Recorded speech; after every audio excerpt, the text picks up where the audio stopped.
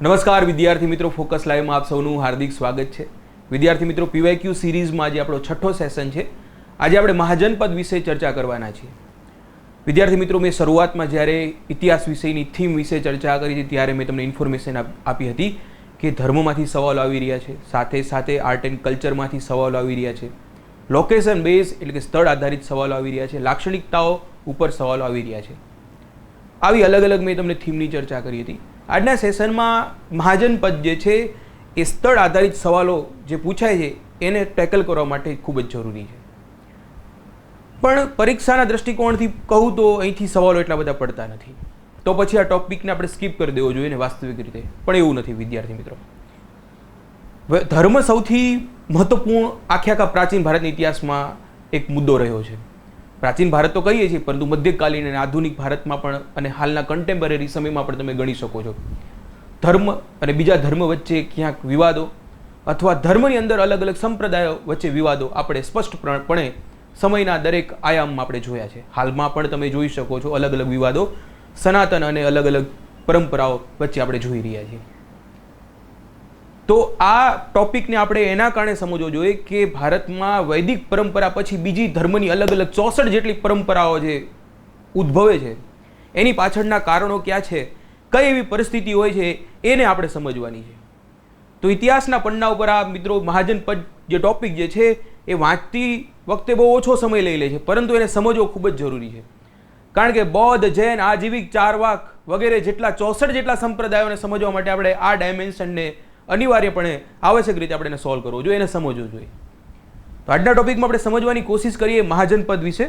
Basic information છે, આના આધારે જ આપણે બૌદ્ધ, જૈન વગેરે સંપ્રદાયોને પણ સમજીશું, કારણ કે અહીં અટકી જવું અગત્યનું છે।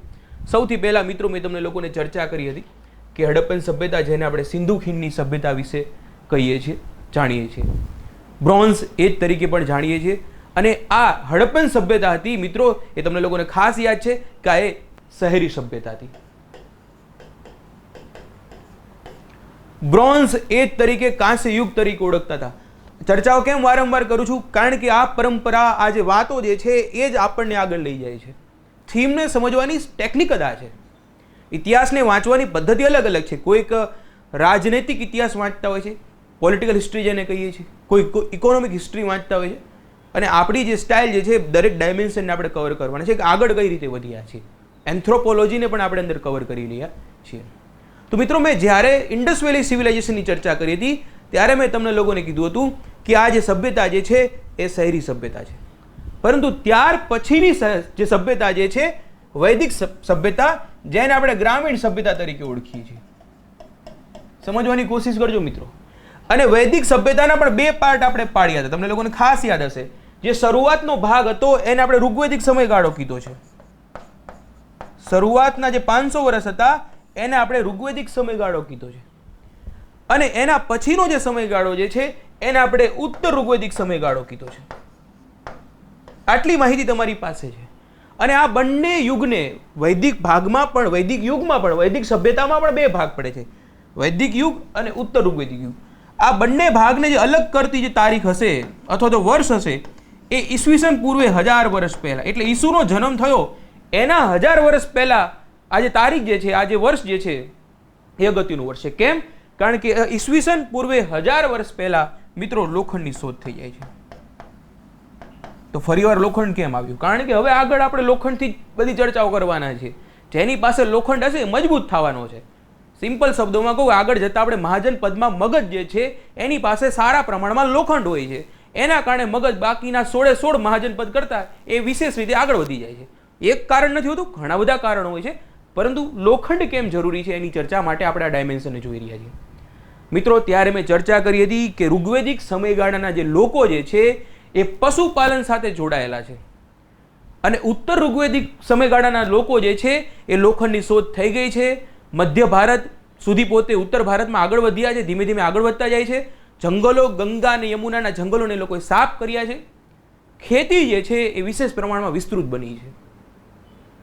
તો છતાં પણ આ જે સભ્યતા, વૈદિક સભ્યતા જે છે એ ગ્રામીણ સભ્યતા છે। પરંતુ મિત્રો અહીં અટકી જવાનું છે, પરંતુ ઉત્તર ઋગ્વૈદિક સમયગાળાનો અંત આવતા આવતા શહેરોના નિર્માણ શરૂ થઈ જાય છે. ફરીવાર એક ચર્ચા કરી નાખું કે કોઈ તમે એક લોકેશન વિચારી લો કે સમજી લો કે એક ગાંધીનગર સિટી છે, ગાંધીનગર જિલ્લો છે અથવા ગુજરાત છે, અને ગુજરાત છે એમાં અલગ અલગ સમજી લો કે ગામડાઓ છે, અલગ અલગ પ્રકારના ગ્રામીણ વ્યવસ્થાઓ છે, અલગ અલગ પ્રકારની. આજ આપણે ચાર્ટ આપણે ઇન્ડસ વેલી સિવિલાઇઝેશનમાં પણ સમજ્યા હતા. ફરીવાર એને સમજવાની કોશિશ કરીએ કે શહેરો બને છે કઈ રીતે, સાદી ભાષામાં, જે આપણે કહેવાય ને કે ગામઠી ભાષામાં આપણે એને સમજવાની કોશિશ કરીએ. તો આજુબાજુ આ બધા ગામડાઓ છે, ગામડામાં કૃષિ વ્યવસ્થા વધુ વિકસે છે, એના કારણે લોકોની આવક વધી જાય છે, કારણ કે લોખંડની શોધ થઈ જાય છે, કૃષિ કાર્ય વધુ વિસ્તૃત થાય છે, લોકો પાસે રૂપિયા આવે છે, અને લોકો પાસે રૂપિયા આવે છે એટલે બધા પોતાની વસ્તુઓ, કોઈક વસ્તુ બનાવશે એના માટે કોઈક વ્યાપારિક કેન્દ્ર તરફ આગળ પહોંચે છે, અને જે વ્યાપારિક કેન્દ્ર બને છે એને આપણે આગળ જતા એ મોટું શહેર બને છે. એટલે જે સેન્ટરમાં, એટલે કોઈ પણ જગ્યાએ હોય ત્યાં લોકો પોતાનો અલગ અલગ વસ્તુઓ વેચવા અને ખરીદવા માટે જ્યાં ભેગા થાય તે વ્યાપારી કેન્દ્ર બને, અને વ્યાપારી કેન્દ્ર આગળ જતા એ શહેરોનું નિર્માણ કરે છે. એને સમજવા માટે ગાંધીનગરનું જ એક્ઝામ્પલ લઈએ. ધારો કે ગાંધીનગરમાં એક્ઝામ આવી રહી છે, આપણે પોતે એજ્યુકેશનલ કોમ્પિટેટિવ ફિલ્ડમાં છે તો આપણે એનું જ ઉદાહરણ સૌથી પહેલાં લઈ શકીએ. ગાંધીનગરમાં પરીક્ષા આવી રહી છે તો આખા ગુજરાતમાંથી બધા જે વિદ્યાર્થીઓ છે એ ગાંધીનગરમાં આવશે. એક સેન્ટરમાં, ઘણા બધા સેન્ટર છે પરંતુ એક સેન્ટરની વાત કરીએ તો ગાંધીનગરમાં આવશે. ગુજરાતમાં પણ જેટલા પણ ફેકલ્ટી છે, જેટલા પણ શિક્ષકો જે છે, પોતાના વિષયને સારી રીતે તૈયાર કરીને પોતે જેટલું પણ જ્ઞાન છે એ લઈને પોતે ગાંધીનગર આવશે.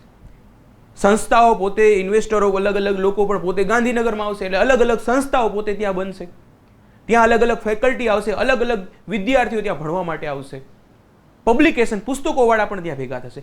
એટલે થશે શું કે ત્યાં એક ગ્રામીણ વ્યવસ્થાથી ધીમે ધીમે એક શહેરોના નિર્માણ થશે, વ્યાપારી કેન્દ્ર બને છે, અને વ્યાપારી કેન્દ્ર ધીમે ધીમે શહેરોનું નિર્માણ કરી નાખે છે.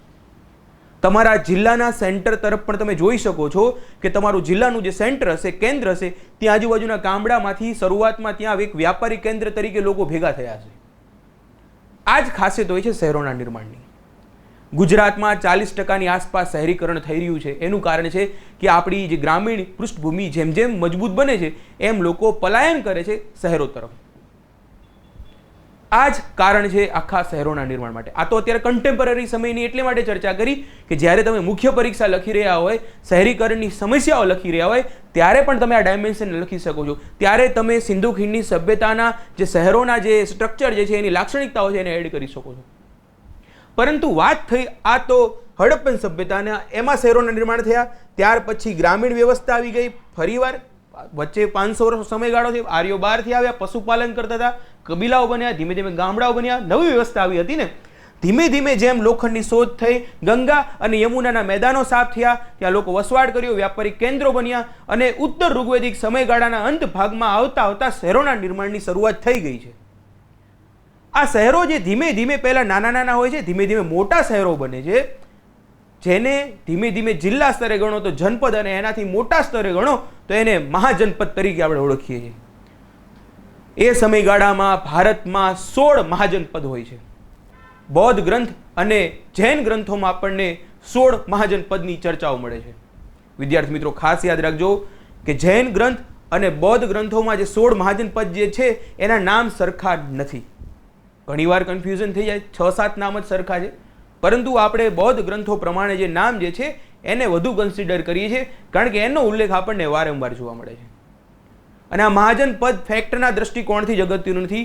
આપણે એ પણ સમજવાનું છે કે હવે અલગ અલગ નવા ધર્મો, 64 ધર્મો કેમ આવવાના છે, કેમ અલગ અલગ સંપ્રદાયો આવવાના છે, અને સંપ્રદાયોની લડાઈ કેમ ચાલી રહી છે. કારણ કે અત્યારે પણ તમે કન્ટેમ્પરરી સમયના પણ તમે જોઈ શકો છો કે અલગ અલગ સંપ્રદાયોની લડાઈ ચાલતી આવી છે. તો શું આ અત્યારના સમયગાળાની જ માંગ છે અથવા અત્યારની પરિસ્થિતિ જ છે કે આ વર્ષોથી ચાલ્યું આવે છે, પ્રાચીન ભારતના સમયગાળાથી ચાલ્યું આવે છે? તો મિત્રો આ સંપ્રદાયો અને ધર્મની જે સંઘર્ષ છે એ પ્રાચીન સમયગાળાથી જ જોવા મળે છે, અને એની શરૂઆત જે છે એ આપણને જોવા મળે છે મહાજનપદકાલીન સમાજમાં. વૈદિક સમયગાળામાં બ્રાહ્મણ, ક્ષત્રિય, વૈશ્ય, શૂદ્ર, એમ ઉત્તર ઋગ્વેદિક સમયગાળામાં ખાસ કરીને વર્ણ વ્યવસ્થા મજબૂત બની છે. બ્રાહ્મણ જે છે સૌથી ઉપર પોતે, સર્વોચ્ચ સ્થાન ઉપર બ્રાહ્મણ પોતે છે, ત્યાર પછી ક્ષત્રિય છે, ત્યાર પછી વૈશ્ય છે અને શૂદ્ર છે.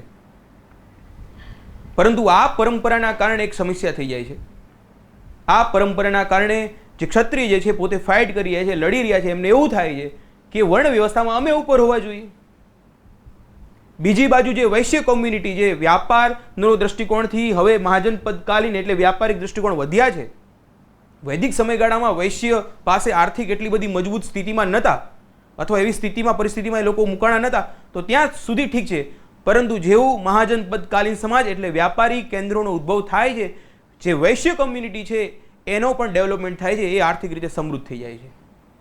ક્યાંક ને ક્યાંક આર્થિક સ્થિતિમાં વૈશ્યોના વિકાસની સાથે સાથે શૂદ્રોનો પણ ક્યાંક ને ક્યાંક વિકાસ જોવા મળે છે. વૈદિક સમયગાળાના જે ઉપનિષદ જે છે એનું ગૂઢ રહસ્ય તત્વચિંતન જે છે એ સામાન્ય લોકોની સમજથી પરે હોય છે. આવી પરિસ્થિતિમાં જ મિત્રો 64 થી વધુ સંપ્રદાયોના નિર્માણ થાય છે, જેને આપણે જૈન, બૌદ્ધ, આજ્વિક લોકાયતવાદ તરીકે આપણે ઓળખીએ છીએ. એને સમજવા માટે આ ચર્ચાઓ, આ જે ટોપિક જે છે એને આપણે આજે મેન્શન કર્યો છે. તો આ વસ્તુ જેટલું પણ બોલ્યો છું એને ખાસ તમારે લોકો યાદ રાખવાનું છે. એને તમારે પોતાની પ્રિપરેશન દરમિયાન આખો ડાયમેન્શન, કારણ કે થાય છે શું, વૈદિક સમયગાળો આવે અને ડાયરેક્ટ જૈન અને બૌદ્ધ સમયગાળાની ચર્ચા કરી નાખે છે. આજે મુખ્ય તો ચર્ચા જ કરવી છે કે આ ટોપિક આગળ જે ચાલવાના છે એ કેમ આવી રહ્યા છે. વિદ્યાર્થી મિત્રો, આ જે મહાજન પદકાલીન સમાજ જે છે એમાં 16 મહાજન પદ છે. તમારે લોકોએ પહેલા મિનિમમ તમારે લોકોએ 16 મહાજન પદના નામ બની શકે તો યાદ રાખવાના છે. હું હિસ્ટ્રી ભણાવું છું, સાચું બોલીશ, ખોટું નહીં બોલું, અને એવું નહીં કહું 16 મહાજન પદ મને યાદ રહી જાય છે. ભૂલી જવાય છે, પરીક્ષા હોલમાં તો પરસેવો છૂટી જાય છે. 16 મહાજન પદ શું, એક મહાજન પદ પણ યાદ ના આવે એ પણ પરિસ્થિતિ થઈ જાય. કંઈ એમાં ખોટું નથી. બધા મોટું કહેતા હોય કે મને બધા 16 યાદ રહી જવા જોઈએ, એવી રીતે યાદ ના રહી જવા જોઈએ. નથી યાદ રહેતા છતાં પણ અત્યારે તો 120 કટ ઓફ રહે છે.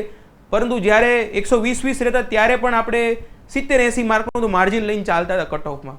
મતલબ કે ના રહી છતાં પણ માર્ક તો સારામાં સારા લાવી શકાય છે. પ્રેક્ટિકલી બધી વાતો કરીશ મિત્રો. અમુક વાર વિડીયો હું ડિલે કરું છું, એનું કારણ એવું છે કે મને જ્યાં સુધી ના ગમે ત્યાં સુધી વિડીયો નથી મૂકતો, તો ડિલેટ કરી દઉં છું. તો વાત જે છે એ સાચી થવી જોઈએ.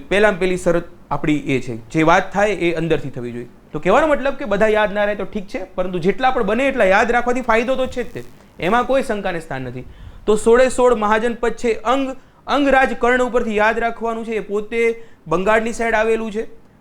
કર્ણ સાથે યાદ રાખી શકો છો. વ્યાપારી કેન્દ્ર હોય છે એ યાદ રાખી શકો. એની કેપિટલ જે છે ચંપા છે. 4-5 યાદ રાખી લેવો ને, અથવા 10-15 વખત નજર ફેરવી નાખવાની, એવું નથી બધા યાદ રહી જવા જોઈએ.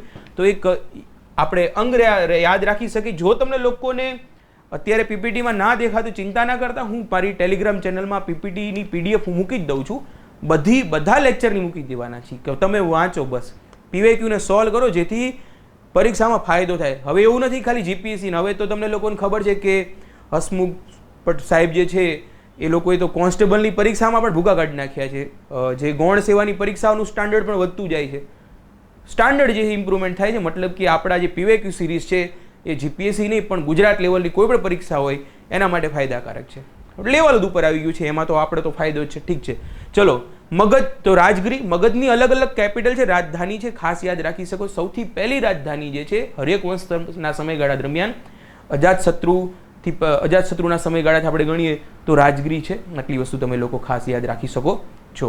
ત્યાર પછી એની બીજી પણ કેપિટલ પાટલીપુત્ર બને છે, અને આગળ જતાં એની કેપિટલ એક વૈશાલી પણ બને છે. આપણે એને જોવાના છે કયા કયા સમયગાળામાં કોણ કોણ રાજા છે. 2 થી 3 ફેક્ટ યાદ રાખવાના છે. સૌથી પહેલી રાજગીરી છે. અજાતશત્રુના ફાધર બિંબિસાર દ્વારા એની શરૂઆત કરવામાં આવે છે. બિંબિસારનો પુત્ર જે અજાતશત્રુનો પુત્ર જે છે ઉદયન, એના દ્વારા જે રાજધાની જે છે એ પાટલીપુત્રમાં ખસેડવામાં આવે છે. 2 ફેક્ટ યાદ રાખી શકો છો. આગળ પણ લખાઈ દઉં છું એટલે એની પણ ચિંતા ના કરતા. ત્યાર પછી વજ્જી છે, વૈશાલી એનું કેપિટલ છે. પ્રશ્ન પરીક્ષામાં એવા પૂછાઈ શકે છે કે જે મહાજન પદ આપ્યું છે એની રાજધાની કઈ છે, એવા પ્રશ્નો પૂછાઈ શકે છે. તો હું એવી આશા રાખું તો હું એવું કહી શકું છું કે 3-4 યાદ રાખો. બધું યાદ રહે તો વેલ એન્ડ ગુડ છે, પણ હું એક સામાન્ય વિદ્યાર્થી તરીકે પોતે પણ તમને લોકોને એક સામાન્ય વિદ્યાર્થી થશો એવી રીતે વિચારીને એવું 4-5 નામ આપણે યાદ કરીને જતું રહેવાનું. કટ્ટો પટકે એનાથી આ ટેકનિકથી 70-80 માર્ક વધુ આવી જાય છે તો બસ બહુ થઈ ગયું. એમ વધારે પડતું ગોખવાની કોઈ જરૂર નથી. બુદ્ધ સમયગાળાને જે એક આગળ જતા એક પરંપરા આવશે આશ્રિત ઉત્પત્તિ નિયમ, એમાં પણ છેલ્લે એવું જ કહેવામાં આવે છે કે યાદ રાખવા કરતાં જે નકામું છે એને ભૂલવાની જે તકનીક જે છે એ જ અગત્યની છે. પણ જોશું એને પ્રત્યુત સમુત્પાદ ને બધું ત્યારે આપણે આગળ જતા જોઈ લઈશું. મલ્લ જે છે કુશીનગર છે, ખાસ યાદ રાખી શકો છો. આગળ બુદ્ધમાં આ જે નગર છે કુશીનગર છે એ અગત્યનું છે. કાશીનું કાશી છે, વત્સનું કૌસંબી છે, કોશાલ જે શ્રીવસ્તી છે, ચેદી જે છે એ સુકતિમતી છે, પાંચાલ જે છે યાદ રાખી શકો છો, કુરુ યાદ રાખી હસ્તિનાપુર વાળું, ગાંધાર યાદ રાખી શકો છો, અવંતી યાદ રાખી શકો છો, અસ્મકા યાદ રાખી શકો છો. મિત્રો ખાસ યાદ રાખો કે 16 મહાજનપદ જે છે ઉત્તરમાં જ નથી. એક ખાસ કરીને મેન્શન કરવા જેવું છે, કશું યાદ ન રહે એટલીસ્ટ યાદ રાખી શકો કે જે આ જે અસ્મકા જે છે એ દક્ષિણમાં આવેલું છે, બાકીના મોટા ભાગના ઉત્તરમાં આવેલા છે. એમાં ગાંધાર ને બધું તમે ખાસ યાદ રાખી શકો છો. ગાંધાર જે છે એ તો નોર્થ વેસ્ટર્ન સાઈડ આવેલું છે, પાકિસ્તાન અફઘાનિસ્તાન વાળા પટ્ટામાં આવેલું છે. તો એના મેપ પણ હું તમને અત્યારે આ પીડીએફમાં શેર નથી કરી શક્યો. પોતે જ્યારે શેર કરીશ ત્યારે અંદર હું તમને લોકોને એ પણ મેપ પણ બતાવી દઈશ, એટલે તમારે લોકોએ જોઈ લેવાનું કે ક્યાં ક્યાં છે. એક ખાલી યાદ રાખજો, એટલીસ્ટ ઓછામાં ઓછું કહું છું, જે અસ્માકા જે છે એ દક્ષિણ ભારતમાં આવેલું છે. આટલી વાત ખાલી યાદ રાખી લીજો. કશું જ યાદ ના રહે તો ઓછામાં ઓછું કેટલું યાદ રાખવાનું એ પણ હું તમને લોકોને કહી દઉં છું. ઇવન યુપીએસસી સુધી પણ જ્યારે આ ટોપિક વાંચતા હોય ત્યારે ઓછામાં ઓછી ઇન્ફોર્મેશન આટલી 2 થી 3 લઈને તમારે જવાની છે. કલિંગ તો એ તો તમને લોકોને માહિતી છે જ. ફટાફટ આને 5 થી 10 મિનિટ આપીને આ બધા જે મહાજનપદ છે એના કેપિટલ તમારે લોકો યાદ રાખી લેવાના છે. તો કેટલી વંશો જે છે હવે કેમ અગત્યનો છે મિત્રો, મેં વાત કરી પ્રમાણે કે મહાજનપદમાં અલગ અલગ પ્રકારના મહાજનપદ છે, રાજાઓ છે, રાજ્યો છે. એમાંથી મગધ જે છે એ બધા મહાજનપદ કરતા વિશેષ તौर પર એ પોતે અલગ બની આવે છે, મજબૂત બની આવે છે. એના અમુક નિશ્ચિત કારણો છે. એક કારણ છે એની પાસે લોખંડ વિસ્તૃત પ્રમાણમાં છે, લોખંડ ખૂબ જ છે એની પાસે. એટલે યુદ્ધ થાય અથવા ખેતી કરવી હોય તો શું થાય, ખેતીની આવક વધશે, યુદ્ધ થશે તો હથિયારો મજબૂત હશે, જેથી બીજા રાજ્યો કરતાં એ પોતે મજબૂત હશે. સિમ્પલ કારણ આટલું છે. બીજું ખાલી લોખંડ નથી, સાથે સાથે એની પાસે છે હાથીઓ વિશેષ પ્રમાણમાં છે. એટલે જ્યારે એલેક્ઝાન્ડર ધ ગ્રેટ ને બધા આક્રમણો થાય છે ત્યારે એ લોકો પહેલી વાર હાથી જોવે છે. આ કે આવડું મોટું પ્રાણી શું આવ્યું, તો કે હાથી છે. તો એ લોકોએ નથી જોયા હોતા, તો એમને અજુગતું લાગે છે કે હાથી ક્યાંથી આવ્યા. તો હાથી પણ એમની પાસે બહુ વિસ્તૃત પ્રમાણમાં છે. ત્રીજી સૌથી વધુ અગત્યની જે વસ્તુ કહી શકાય મગધના ડેવલપમેન્ટ માટે, કારણ કે અલગ અલગ 16 મહાજનપદ છે, જોઈ શકો છો મિત્રો. આપણે મગધનું નામ તો ક્યાંય મેન્શન મેં કર્યું છે ખ્યાલ નથી, પરંતુ ક્યાંક હશે આપણે. યસ, મગધ તો સેકન્ડ જ છે, પરંતુ આ 16 મહાજનપદમાં મગધ જે છે એ બીજા બધા કરતા ટોપમાં કેમ ચાલે છે? કેમ? કારણ કે એની પાસે લોખંડ છે. કેમ? એની પાસે હાથી છે. કેમ? એની પાસે મિત્રો સાથે સાથે જોગ્રાફિકલ એડવાન્ટેજ છે, ભૂગોળ એની સારી છે. પહેલું એની રાજધાની કઈ હોય છે? રાજગીરી. તો 5 પહાડીઓથી ઘેરાયેલી હોય છે. બીજી એની રાજધાની જે છે પાટલીપુત્ર છે, 2 નદીઓના સંગમ સ્થાન ઉપર કહેવાય છે. વિદ્યાર્થી મિત્રો, એવું કહેવાય છે કે બિહારની જમીન જે છે એટલી ફળદ્રુપ છે કે એક હાથી સૂઈ જાય એટલી જમીનમાં એક આખા પરિવારના આખા વર્ષનું ગુજરાન થઈ શકે છે. ફળદ્રુપ જમીન છે. અત્યારે આપણે એને અલગ દ્રષ્ટિકોણથી જોઈ રહ્યા છીએ, પરંતુ યુપી બિહારની જમીન જે છે મિત્રો ખૂબ જ ફળદ્રુપ છે. તો ફળદ્રુપ જમીન છે એની પાસે, સાથે સાથે જોગ્રાફી એની એડવાન્ટેજમાં છે, એ લોકો લાભમાં છે. નદીઓથી ઘેરાયેલું છે કેપિટલ, તો મતલબ શું થાય? પાટલી પહેલું રાજગીરી છે, 5 પહાડીઓથી ઘેરાયેલું છે, તો બહારથી કોઈ આક્રમણ કરશે તો નહીં બચી શકે, એને કોઈ હેરાન નહીં કરી શકે. બીજું કેપિટલ જે છે એ વિદ્યાર્થી મિત્રો એ પાટલીપુત્ર રાખે છે, 2 નદીઓના સંગમ સ્થાન ઉપર હોય છે, દોઆબમાં હોય છે. મતલબ કે એની ફળદ્રુપ જમીન છે, એની એગ્રીકલ્ચરની એક્ટિવિટીઝ વધુ વિસ્તૃત હશે, અને 2 નદીની વચ્ચે જે છે, 2 નદીના પટ્ટાની વચ્ચે છે, એના કારણે શું થશે કે પોતાની સિક્યુરિટી સલામતી જે છે વધુ વિસ્તૃત કરી શકશે, વધુ મજબૂત કરી શકશે. આ મગધના ડેવલપમેન્ટના કારણો છે. આ તો મેં જોગ્રાફિકલ વાત કરી, પરંતુ તમારી પાસે લોખંડ હોય, તમારી પાસે હાથી હોય, તમારી પાસે જોગ્રાફિકલ એડવાન્ટેજ હોય, પરંતુ એક વસ્તુ ના હોય તો કશું જ ના થાય. મગધ પાસે હોય છે એમના મહત્વકાંક્ષી રાજાઓ. તો અહીં મેં એના જોગ્રાફીની વાત કરી, પરંતુ જોગ્રાફી પણ નહીં મિત્રો, એની પાસે મારા મતે જે મજબૂત વસ્તુ કહી શકાય, એની પાસે મહત્વકાંક્ષી રાજાઓ છે. મહત્વકાંક્ષી રાજાઓ છે મિત્રો. આપણે મગધનું જ્યારે નામ આવે ત્યારે આપણે મૌર્ય સામ્રાજ્યની સામાન્ય અર્થમાં આપણે ચર્ચા ખબર કે મૌર્ય સામ્રાજ્ય એટલે મગધ, એવું નથી મિત્રો. મૌર્ય સામ્રાજ્ય પહેલા પણ અલગ અલગ વંશો આવ્યા છે, અને વંશોની પણ થોડીક બેઝિક ઇન્ફોર્મેશન લઈ લઈએ, કારણ કે ઇતિહાસમાં આપણે ખાલી આ કેટલું અગત્યનો ટોપિક છે મિત્રો. સમજો, મહાજનપદમાં આપણે જૈન બૌદ્ધને કઈ રીતે સમજીશું એ પણ આપણે આજે એનો બેઝિક આઈડિયા લઈ લીધો છે, અને આગળ મૌર્ય સામ્રાજ્યને સમજવાનું જે છે એનો પણ આઈડિયા આપણને અહીંથી મળી રહે છે. તો મિત્રો સૌથી પહેલો જે વંશ હોય છે એને હર્યક વંશ કહેવાય છે. બિંબિસાર એનો શરૂઆતનો શાસક છે. બિંદુસાર નહીં, એ મૌર્ય વંશમાં આવશે. આગળ જતા જે મૌર્ય વંશ આવશે ત્યાં બિંદુસાર છે. બિંદુ જે છે એ તમારે યાદ રાખવાનું છે, એ મૌર્ય વંશમાં. પણ બિંબિસાર નામનો જે શાસક જે છે, સૌથી પહેલા હર્યક વંશમાં શાસકમાં બિંબિસાર નામનો શાસક હોય છે. આ બિંબિસાર એ હર્યક વંશના સાથે જોડાયેલા હોય છે. એમની રાજધાની જે છે રાજગીરી હોય છે, એ પણ તમે લોકો ખાસ યાદ રાખી શકો છો. એની રાજધાની જે છે એ રાજગીરી છે. એસી બંધ કરી નાખીએ વધારે પડતું. તો પહેલો શાસક યાદ રાખવાનો છે બિંબિસાર, રાજગીરી હોય છે. બીજો જે શાસક જે છે એ અજાતશત્રુ હોય છે. અજાતશત્રુ એના સમયગાળા, એ અજાતશત્રુ જે છે, અક્ષર થોડાક વ્યવસ્થિત કાઢી નાખીએ. પહેલો જે છે એ બિંબિસાર જે છે, બીજો જે છે એ અજાતશત્રુ છે. એ બુદ્ધ અને મહાવીરના સમકાલીન હોય છે. સાથે સાથે એવું પણ કહી શકાય કે પોતે મિખાલા ગોસ્વાલી, જે આજીવિક સંપ્રદાય આગળ ચર્ચા કરીશું એના જે સંસ્થાપક જે છે એના પણ સમકાલીન છે. તો હા, એના પણ છે. તો બુદ્ધ, મહાવીર, આજીવિક સંપ્રદાયના મિખાલા ગોસાલી એના સમકાલીન છે.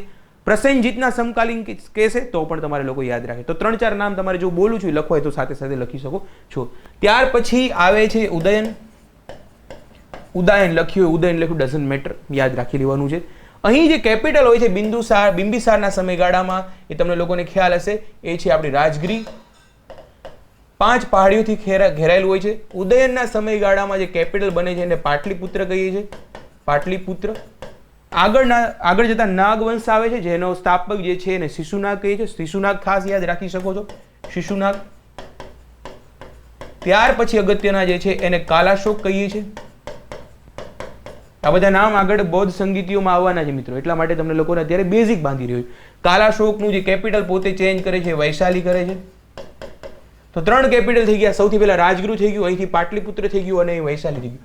મિત્રો સિમ્પલ વસ્તુ છે, આવું ક્યાંય લખેલું ના, પણ યાદ રાખવાનું. બુદ્ધની સંગીતીઓ થાય છે, બુદ્ધની જે કાઉન્સિલિંગ 4 સંગીતીઓ થશે એમાં 3 તો મેં તમને અહીં જ કહી દીધી. તો છે ને લોકેશન અહીં જોડાયેલા છે. પહેલી અજાતશત્રુના સમયગાળામાં થાય, તમને લોકોને ખ્યાલ છે. બુદ્ધના મૃત્યુ પછી એમનું મહાપરિનિર્વાણ થાય છે, એના પછી પહેલી સંગીતી થાય છે, એ અજાતશત્રુના સમયગાળામાં થાય છે. કાલાશોકના સમયગાળામાં પણ થાય છે. ક્યાં થાય છે? વૈશાલી ખાતે થાય છે. તો આ ફેક્ટ્સ જે છે એ તમારા લોકો આગળ જતા ધીમે ધીમે મજબૂત કરશે, બીજું કશું જ નથી. એના કારણથી જરૂર સવાલો ઓછા પડ્યા છે મહાજનપદકાલીન સમાજમાં. પણ ઇતિહાસના જે આ ટોપિક નહીં સમજવાથી ઇતિહાસના ઘણા બધા પન્નાઓ આપણા બંધ રહી જાય છે. છે નાનકડો ટોપિક પણ બંધ રહી જાય છે. આગળ હેલેનિસ્ટિક આર્ટની પણ ચર્ચા કરવાનો છું. ત્યાર પછી મિત્રો નંદવંશ, મહાપદ્માનંદ મજબૂત રાજા છે. એના પછી જે રાજા આવે તો મહાપદ્માનંદ, તમને લોકોને નામ યાદ હશે, મહાપદ્માનંદ. અને ત્યાર પછીનો જે શાસક જે છે એને આપણે ધનાનંદ કહીએ છીએ. ધનાનંદ પછી આવે છે ચંદ્રગુપ્ત મૌર્ય. ત્યાર પછી આપણે મૌર્ય સામ્રાજ્યની ચર્ચા કરીશું ત્યારે આખી ચર્ચા કરી નાખો.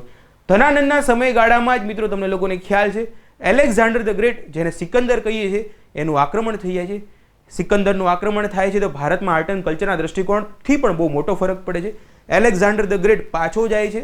સેલ્યુકસ નિકેટર એનો રાજદૂત હોય છે, અફઘાનિસ્તાનવાળા પટ્ટામાં પોતે રહે છે, રાજ કરે છે.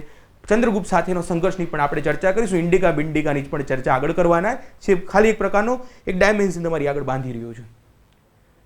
તો વિદ્યાર્થી મિત્રો, ત્યારે એલેક્ઝાન્ડર ધ ગ્રેટ પોતે પાછો જાય છે અને ત્યાર પછી એક બીજું યુરોપમાં મોટું સામ્રાજ્ય સ્થપાય છે, જેને આપણે રોમન સામ્રાજ્ય કહીએ છીએ. સમજો મિત્રો, ફરીવાર બોલી રહ્યો છું, આ બહુ પુસ્તકોમાં નહીં મળે આ વસ્તુ જે બોલી રહ્યો છું. એલેક્ઝાન્ડર ધ ગ્રેટ ના મૃત્યુથી અથવા એલેક્ઝાન્ડર ધ ગ્રેટના સમયગાળાથી, એના મૃત્યુથી ગણો, અને જે યુરોપનું સર્વશ્રેષ્ઠ સામ્રાજ્ય, એનો ગોલ્ડન યુગ જેને કહીએ છીએ, એવા રોમન સામ્રાજ્યનો ઉદ્ભવ થાય.